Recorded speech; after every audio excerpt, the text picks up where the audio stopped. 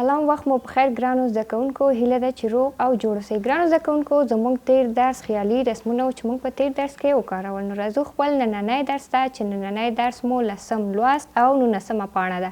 ګرانو زده کوونکو، د مرغانو د پښو رسمول دي او ګرانو خوږو زده کوونکو، له تاسو څخه 2 پوښتنې شوي دي. لومړی دا چې تر اوسه مو د کوم مرغه پښې رسم کړي دي.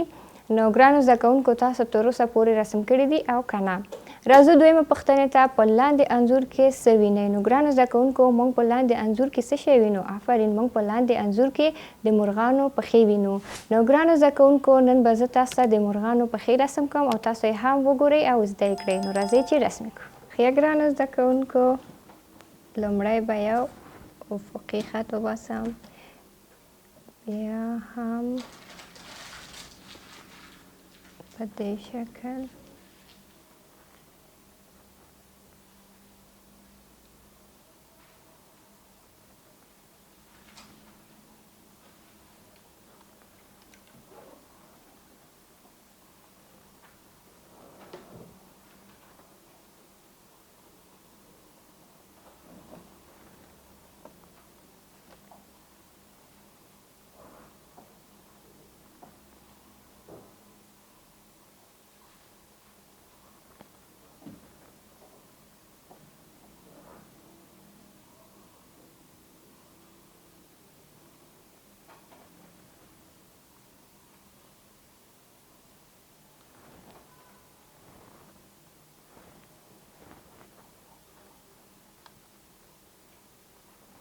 دا هم د یو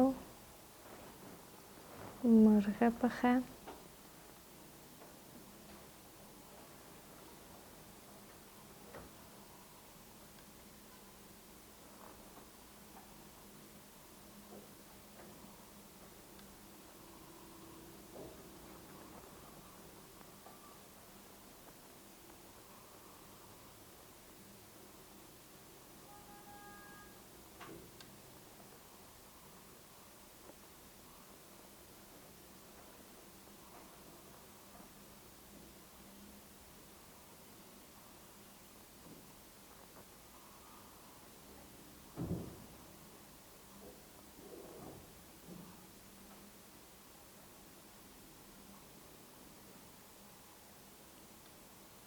دا هم د بل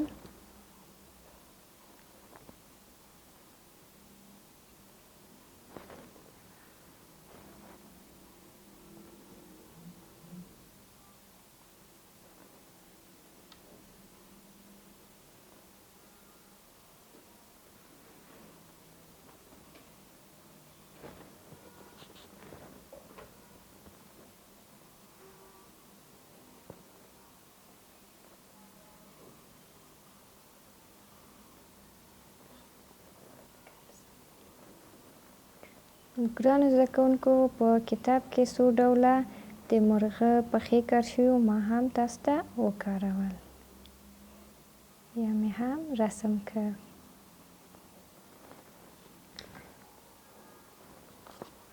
ګرانو زده کوونکو، دا هم و د مرغانو د پښې رسمول. ګرانو زده کوونکو، هیله ده چې نننی رسم مو زده شوي وي. ګرانو زده کوونکو، ستاسو کورنۍ دنده دا ده چې یو مرغۍ رسم کړئ او بیا یې هم زموږ په لاندینی ایمیل ادرس راواستوئ تر څو زه هم وګورم چې څنګه مو رسمه کړې ده. زموږ چینل لایک او سبسکرایب کړئ تر څو وکولی شئ زموږ نوي درسونه په اسانه توګه لاسته راوړئ. تر بیا او بل درس مو په پاک الله سپارم. د خدای په امان.